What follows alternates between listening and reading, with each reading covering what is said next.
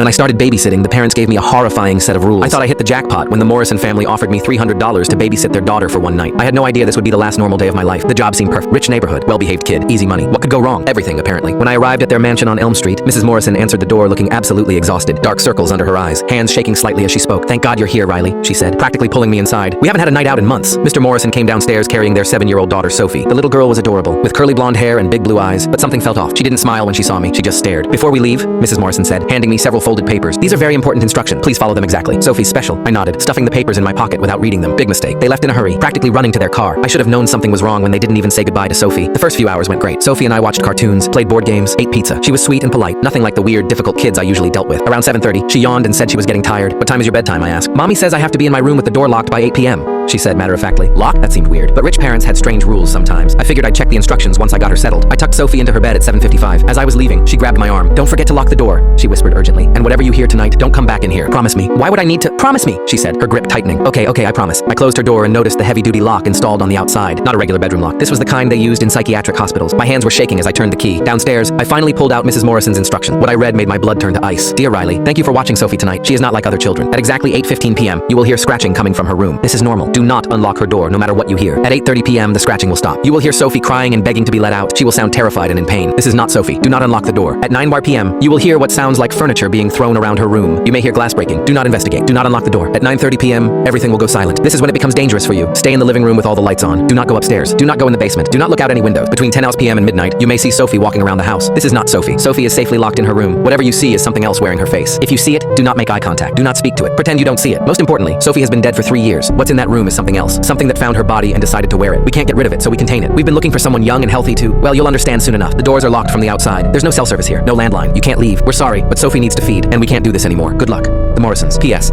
If you're reading this, it's already too late. I dropped the paper, my hands shaking violently. I checked my phone. No signal. I ran to the front door, locked with some kind of electronic system I'd never seen before. The windows were barred from the outside. That's when I heard it. Scratching. Coming from Sophie's room. Slow, deliberate scratches like fingernails on wood. I looked at the clock. 8:15 p.m. exactly. The scratching got louder, more frantic. Then I heard Sophie's voice, sweet and innocent. "Riley? Riley, there's something in my room with me. I'm scared. Please let me out." But I'd locked her in there myself. She couldn't be talking unless... "Riley, please. It's trying to hurt me. I need help." The voice was coming from right outside the living room now. I spun around and saw Sophie standing in the doorway, still in her pajamas, tears streaming down her face. But Sophie was locked upstairs. I'd locked her in myself. "Please help me." "Not," Sophie said, taking a step closer. "I'm so scared." I looked at the clock. 8:17 p.m. According to the note, the real Sophie should still be scratching at her door upstairs, and she was. I could hear both the scratching from upstairs and not Sophie talking to me in the living room. "What are you?" I whispered. Not Sophie smiled, and her teeth were black and rotted. "I'm hungry," she said, "and you're going to help me feel better." That's when I realized the Morrisons hadn't left me here to babysit. They'd left me here as food, and whatever was wearing Sophie's face was getting ready to eat.